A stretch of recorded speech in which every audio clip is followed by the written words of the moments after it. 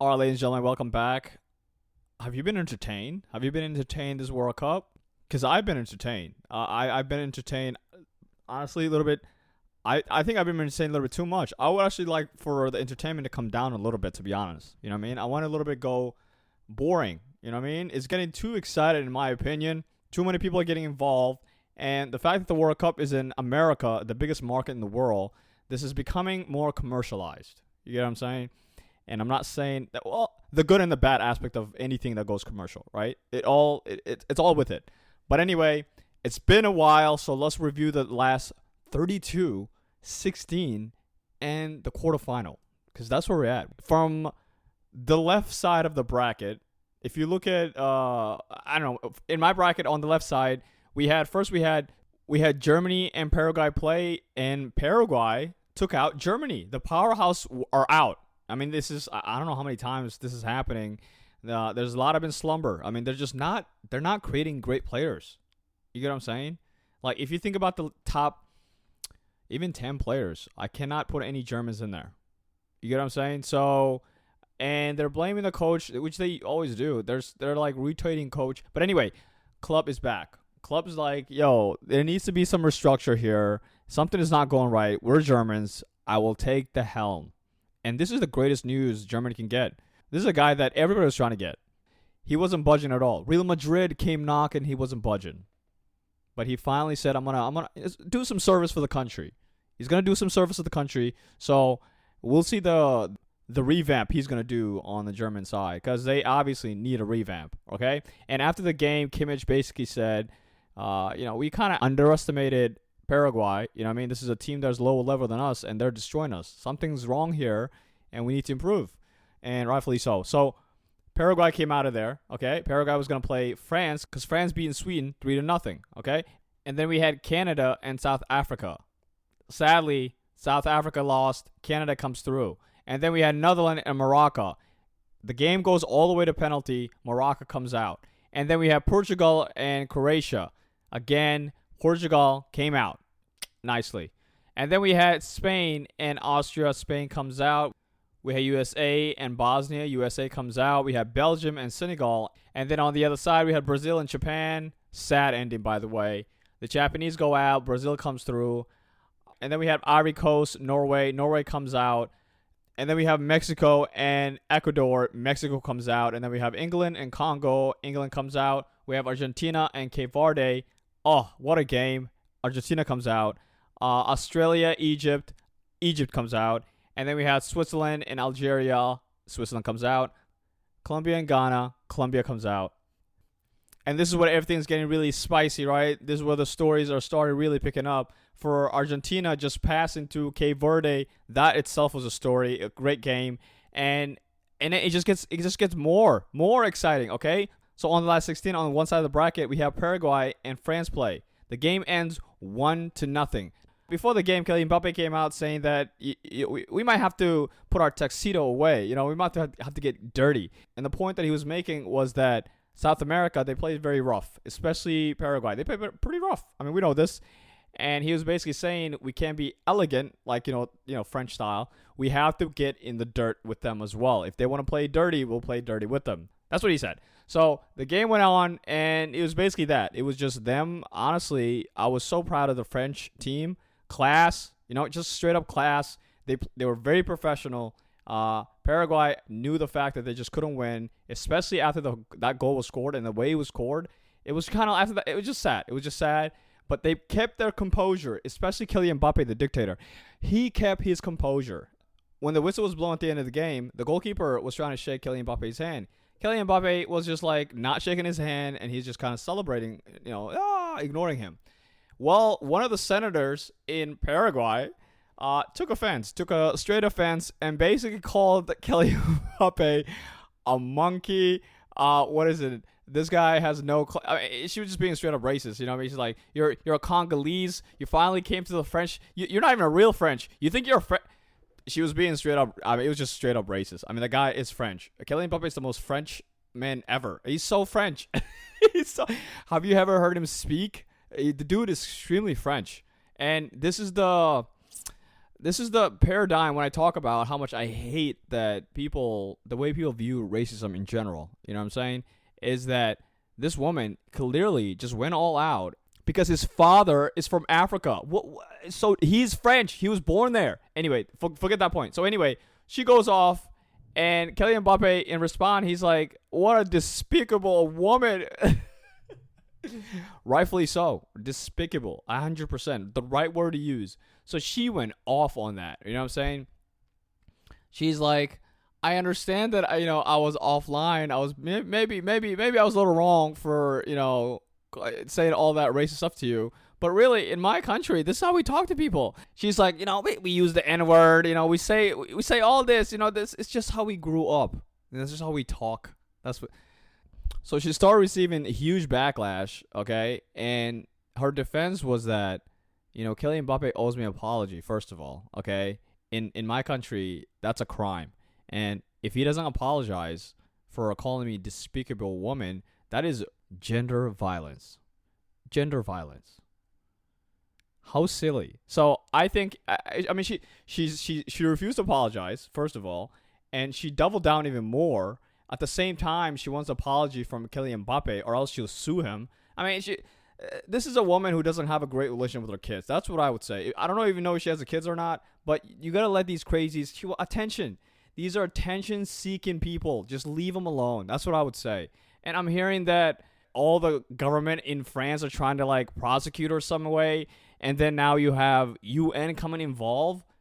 Do not give her the attention. She's seeking for attention. She won't stop talking about this. Stop. Leave her alone. She's crazy. Anyway, so pass that on. The French come out, and then go down. You had Canada versus Morocco. Morocco wins clearly. And then you have Portugal and Spain. Now, this is another story. This is a big story. We all know this is Ronaldo last World Cup. He finally came out before the game. He gave an interview. He was like, yeah, hey, this is definitely my last one. I think there's no way I can go on after this. Really, it was very special because he looked very happy, and I think he finally accepted that he's not going to get in the World Cup. I generally think before this game, he accepted that he is just not going to catch up to Lionel Messi.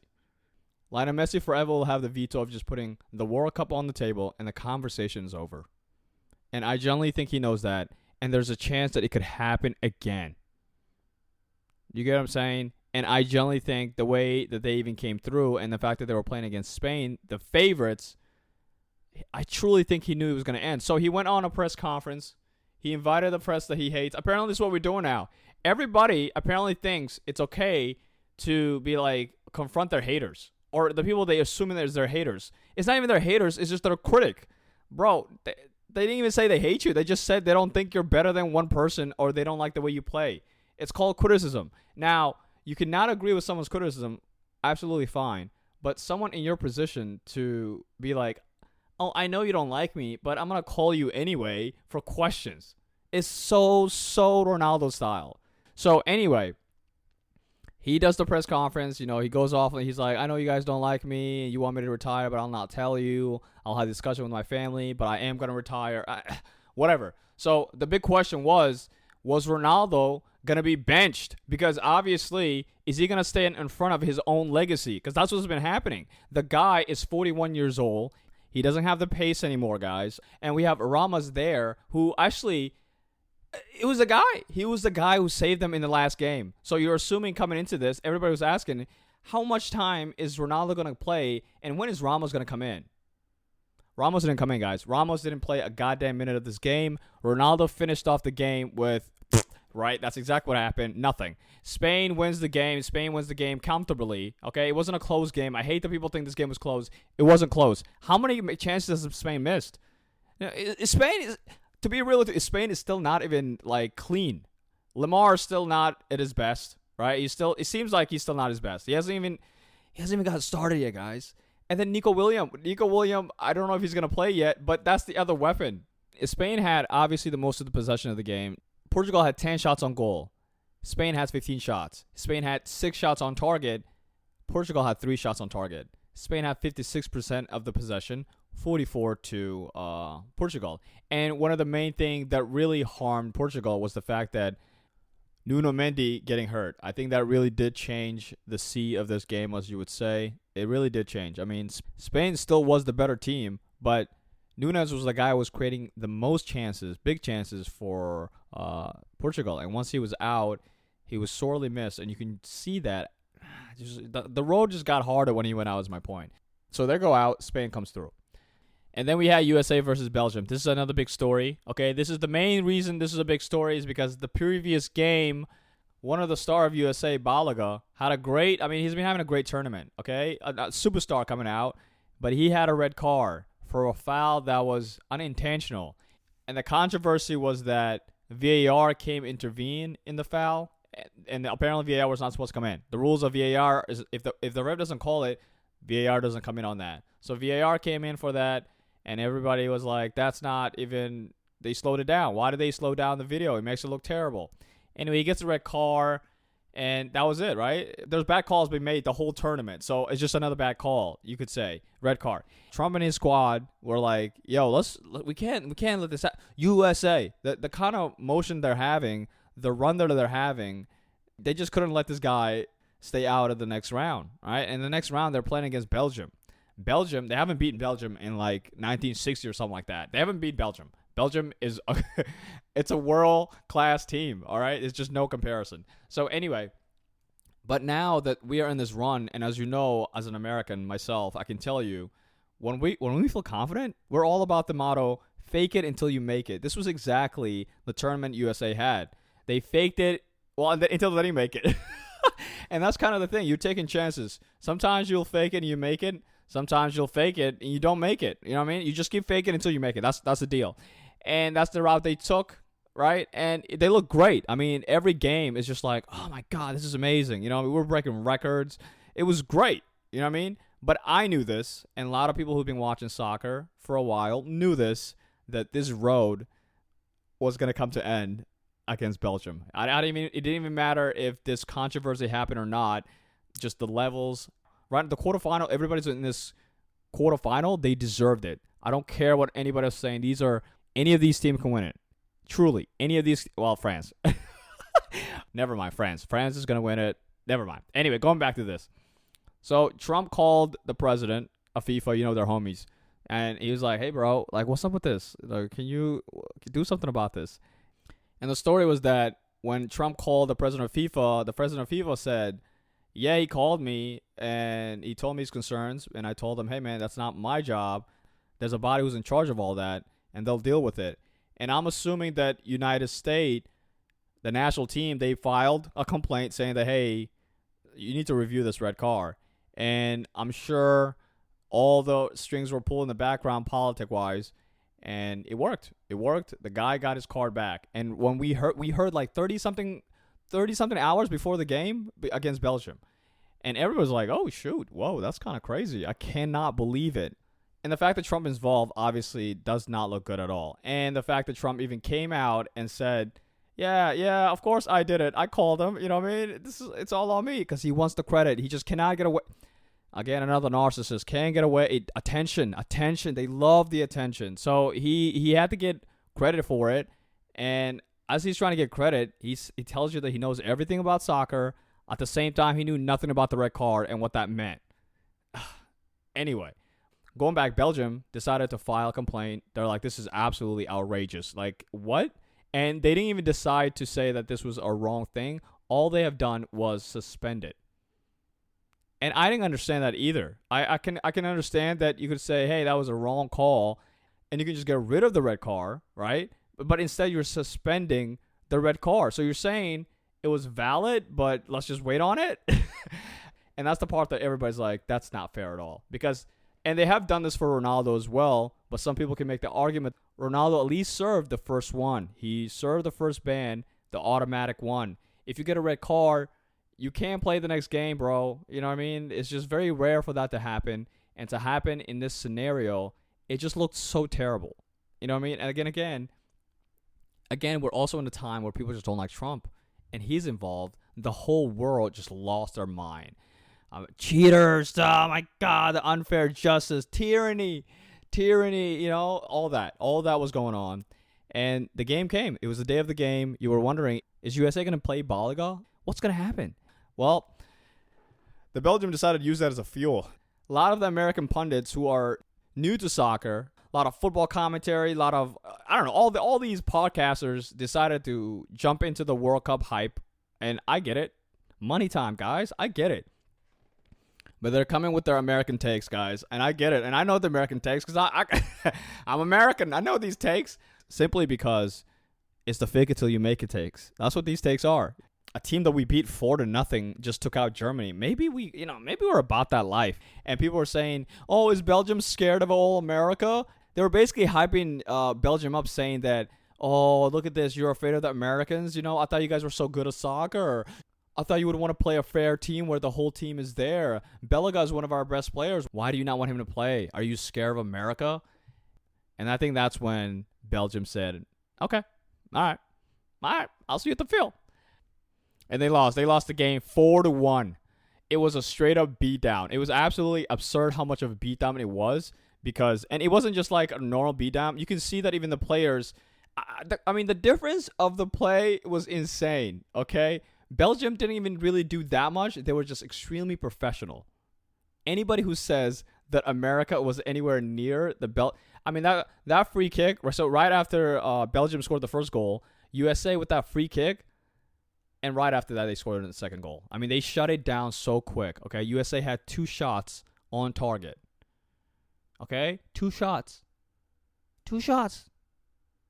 Belgium had 7 shots, okay? So, Belgium kind of just chilled. They're just like, go do your thing. They get the ball, and they just absolutely professionally outclassed them. You can even see the last goal, the one that Lukaku scored, it kind of just shut everything down. We're like, oh, man, okay. All right, we were wrong. Belgium is so much better. All the Americans basically was like, you know what? Maybe we got ahead of ourselves. That's basically what happened. So Belgium decided to just basically humble America, and that's what happened. Great. Deserved. So Belgium plays Spain now, okay? And let's go to on the other side. We had Brazil and Norway. And again, Brazil, Neymar. That's what they're looking for. Neymar is apparently Brazil's savior. This Brazil team is absolutely not the Brazil that you think of the old days. This is not it. Brazil is in the same level as Japan at this point, realistically. Okay, so when they were playing against Norway, it was a time where you're like, oh, Brazil, obviously. Everyone's coming into the game thinking, maybe Norway. And truthfully, the way it happened was wild. Whatever Brazil was expecting Neymar to do for them, or Vinicius, take your pick, Haaland came through. Haaland is a sleeper, and truthfully, he's America's favorite. In this tournament, America is falling extremely in love with Haaland. First of all, he's a Viking. Americans love Vikings, right? And Americans love people who love America. It's a universal thing. Generally, if someone likes you, you tend to like them. It's a universal. Norway national team truly adopted the American culture. They went to see the hockey game. Pretty American, in my opinion. He talks about how much he loves his country. He's one of the only big players in the world of football who says he likes the West, especially America. Most people don't say that. Specifically Vinicius. Vinicius in the tournament, remember, he didn't want to even speak any other language but his own. You get what I'm saying? Even though he's someone's home and he speaks that language, he refused.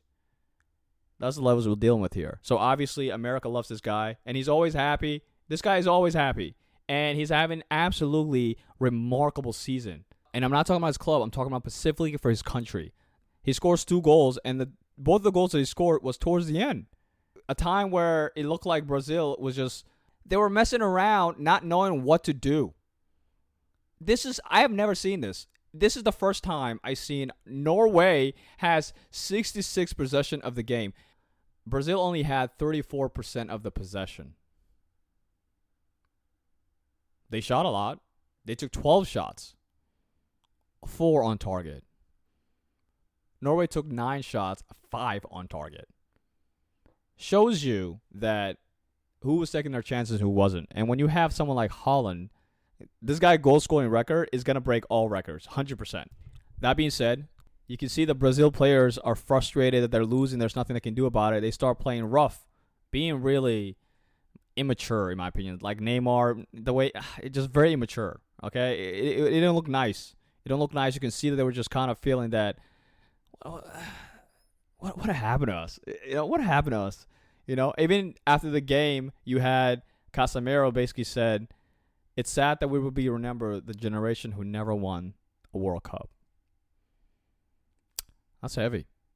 Anyway, Norway comes through, and on the other one we had Mexico versus England. Boy, what a game! This game happened in the Aztec, as we know, up there. Okay, up by elevations. There were stories about the players have to take like Viagra because it keeps the blood flowing and then helps them with the dizziness and fatigue. I don't think that's real. That can't be real, can it? I don't know. But that sounds extremely wild, okay? That being said, they won. England won, and all thanks to Bellingham and Harry Kane. These guys are running the show. This game really showed England durability. These are durabilities they didn't have the past tournament, in my opinion. This was the first time where they were technically at a disadvantage. They were in a place where the team hasn't lost in like 13 years or something like that. And they were down a man, and Mexico was just really hammering really onto them. They were just holding on for dear life, and they did it. They did it. Like there was at one point the percentage was like 66%. I mean, Mexico took 23 shots, but only 5 of them were on target, and that was the problem. Okay, with England only took 6 shots, 5 of them were on target. That was a big difference there. After they got the red card, they really showed their maturity. You know what I mean? There's a chance. I mean, they're looking great. Well deserved. And then the other game was Egypt versus Argentina. We thought this game was going to be straightforward, didn't we? Everybody thought this game was going to be straightforward. All right, let's talk about this game. This is insane. Lionel Messi, the greatest player ever. I mean, I already said it. Any sport, it doesn't matter. There's no greater story in any sport history than Lionel Messi. I dare you to put it on the table. Let's see it. What do you got, right? This game literally had absolutely everything. This is arguably one of the best comebacks, one of the best games so far in the tournament. I mean, it was amazing. It was an amazing game. This is a game where, there's times where the Argentinas, these are one of the luckiest people in football nations, really. They have 2 GOATs in the sports history come from their country, and that means they had few generations of people who watch these guys play. So, the pride of just loving the national team is even a lot stronger compared to any other nation, to the point that their country, this is basically a religion. I'm sure when this game was going on, the whole country was shut down. And I believe that this win itself, I can't imagine how many kids are we going to be born next year at this time. You get what I'm saying? That's kind of what I'm talking about. It's definitely a culture-changing game in their country, in my opinion, this specific game. This game is like the Mexico game from last World Cup. That's the comparison. So coming to this game, the Egyptian coach was interviewed. He's like, "Hey, man, how do you feel about playing Argentina, the champion?" He's like, "Yeah, they got Messi, but I have 22 players who are Messi's as well." And they really proved that right off the game. So at the beginning of the game, you can see that Egypt showed up to play. Argentina really didn't show up to play at all. Okay, they forgot that they were only playing one game. If they lose a game, they're out. I think they forgot about that. And Egypt kind of reminded them, "Hey, man, we're here to win." And Egypt showed that 15 minutes into the game. 15 minutes into the game, Egypt scores, and you can see that Argentina is still not wobbly yet. They're like, "We got time. It's only 15 minutes of the game. This is what we do, okay?" And as the game is going, the whole first half is just Argentina trying to constructure a play, and it wasn't working. From everybody. From Messi, Alvarez. I mean, Alvarez has not done much. Once you see Messi misses a penalty, and then you see after he misses that penalty that every shot he takes is not even at the goal. It's like wide out. I mean, he's doing terrible. And I like to think that he was thinking about that. So the second half starts. Argentina goes back to the same position again. They're pressuring, trying to make something work. Nothing was working. I'm thinking, make some changes. Why is he not making changes? It seems like the puzzle piece is not connecting. Misplaces passes. Lionel Messi can't dribble past anybody. Nothing's working here. Egypt scores again. Now, Egypt scores again, and you're thinking, oh, I think we're done here. It's over. But VAR said, no, not at all. So they looked at the VAR, and they chopped the goal off. So they chopped the goal off, and everybody was kind of fine with it. All right, they chopped the goal off. It's not cool. It's fine. It's fine, okay? And then a few minutes later, Egypt scores again because Argentina at this point, they were getting a little bit antsy. They're like, okay, we should probably score a goal now, guys. And they all went forward, and Egypt just chilled out and used their chance, and they just attacked. They scored the second goal. They scored the second goal clearly. Great goal. The same player who got his goal disallowed, he scores again. Zika. Over. Everybody's celebrating. If you're a Ronaldo fan, you're like, yep, my GOAT left yesterday. Now this guy's leaving as well. The chance of him having 2 World Cups, I couldn't bear it. There's no way. There's a lot of Argentinian haters. Think about all the other South African teams, right? South American teams, right? Chile, I can tell you the Chileans were not happy about this at all. They don't like each other. They don't support it, okay? So just think about all the other South American that just didn't want them to win. There were just a lot of people. Ronaldo fans, Real Madrid, all Real Madrid fans. Yeah, add that in there. The Nigerians, I mean, the amount of people who hate watching this game, it has to be in the 100 millions. I'm dead serious. That's how many people I think were just hate watching this game. Okay? And them seeing those 2 goals, them seeing that Lionel Messi is doing terrible. I mean, I have never seen him play this terrible ever. Truly. His age was just showing. That's what I would say. His age was just showing at that point. And it looked like it was over. And then out of nowhere, Messi goes into the corner. Okay, we make some subs, the right subs, I would say, and Messi goes to the corner where he knows it. Where he started. He went where he really started, on the wing. He crosses the ball in. Ramiro scores. Everybody knows that's been watching Lionel Messi for the past 15 years or so. Once he's only 1 goal away in his team, the game is on.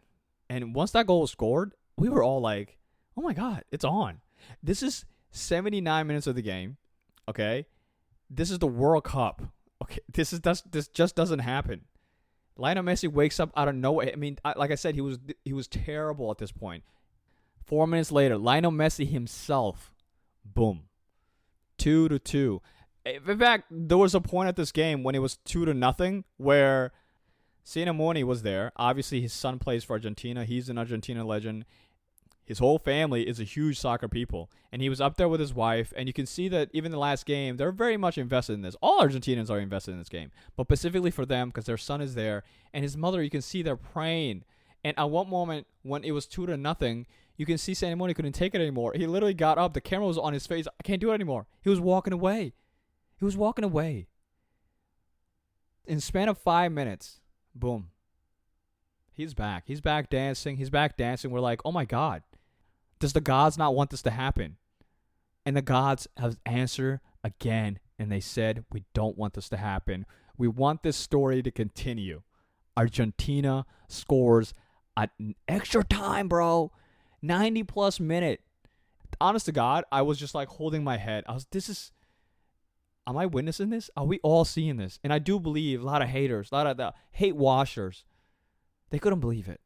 I think this is like the peak of just destructive of hate watching, in my opinion. Because this is insane. This is absolutely bonkers.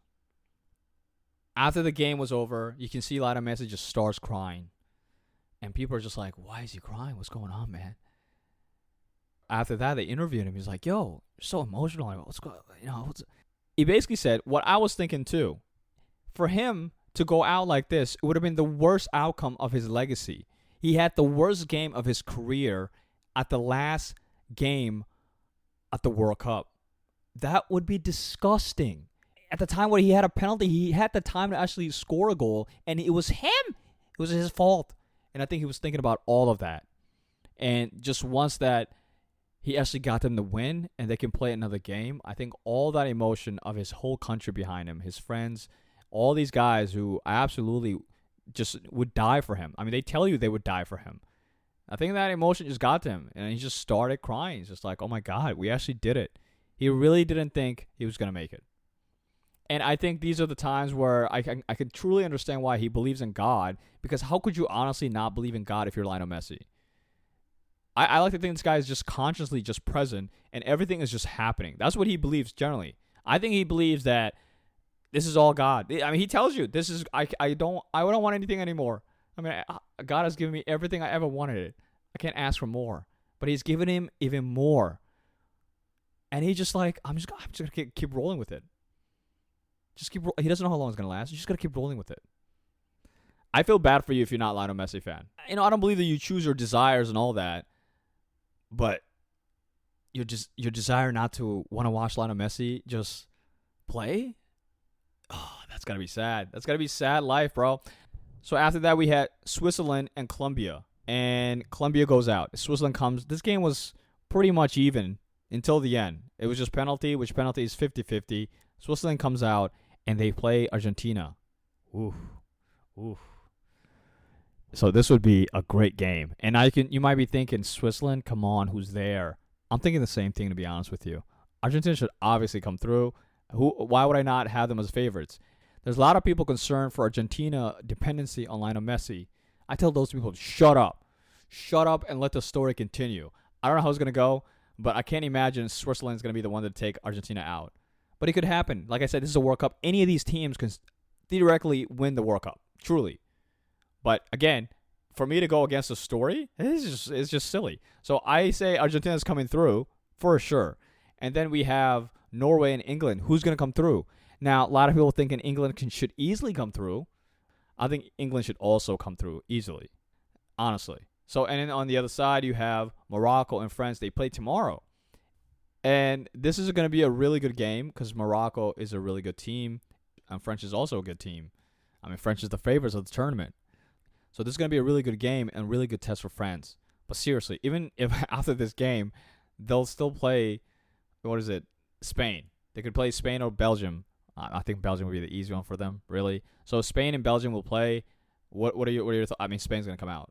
Spain will come out. Yeah, I said it. Spain will come out. So we're going to have, my prediction in the semi, we're going to have France and Spain. I think that's going to be amazing. That's going to be fire. And then on the other side, we could have England and Argentina. What a semi that would be. We should be very, my God. We're just so lucky. But anyway, before I go, I haven't talked about the drama that happened with Argentina and Egypt after the game. So obviously, that was a very harsh comeback for Egypt for sure. And it was pretty disgraceful to see that towards the end of the game, the Egyptian coach absolutely lost his mind. I mean, it's not just him. Also, the captain also lost his mind. After the game, he was getting interviewed. He basically said, this whole thing is fixed. That was basically what he said. Congratulations to Argentina for winning the World Cup. It's fixed. He's the captain of a national team. That's just, that's ridiculous. He will be fined, and he should be fined. That's so dumb. And then on top of that, you have his coach. His coach comes out. He says, this game was rigged. Same thing. He's like, they only care about money. They don't care about integrity. FIFA literally did this for Lionel Messi. That's basically what he said. Evidence? Evidence is the fact that VAR reviewed that disallowed goal where the Egyptian player stepped on Martinez before they scored that goal. And the goal was amazing. You know, a lot of people are making the argument to say the goal was so good, though. Like, it was one of the best goals of the tournament. We're just gonna turn that away because how far it is. It's a foul. Everybody wants to be different, wants to be edgy about it and say that, well, maybe it's for Argentina. Big teams get the good calls. But in this game, truly, I thought all the calls were pretty solid. Even the other call, the complaint is that Mo Salah should have had that penalty. So if they were going to review that goal, they should review the other goal as well. There was no reason to review the other goal because there was no foul. I mean, even if you watch it live, you can see that Mo Salah never had possession. He should have got a yellow card, in my opinion, because he dived. Either way, to come out to say that this whole thing is corrupt, it shows you Egypt. Let me just say this. I think Mo Salah is the greatest African player. No one's better. Mo Salah's the guy. But to see these clowns act like this, sore losers, it's so sad. It's absolutely disgustingly sad. You know what it shows? It shows how much a little bit behind Africa really is. We're all talk about how Africa is just in the same level as the European. No, this is the kind of stuff they're talking about. Skill wise, yeah, everybody's kind of upgrading. Culture is still not the same. Okay, in Egyptian culture, yeah, everybody cheats. That's what they know is cheating. So therefore, they're assuming everybody cheats like they cheat. Instead of just accepting the loss and just, hey, it is what it is. Some of the calls went against us, not nicely, but even that's what Mo Salah said. Some of the calls went terribly.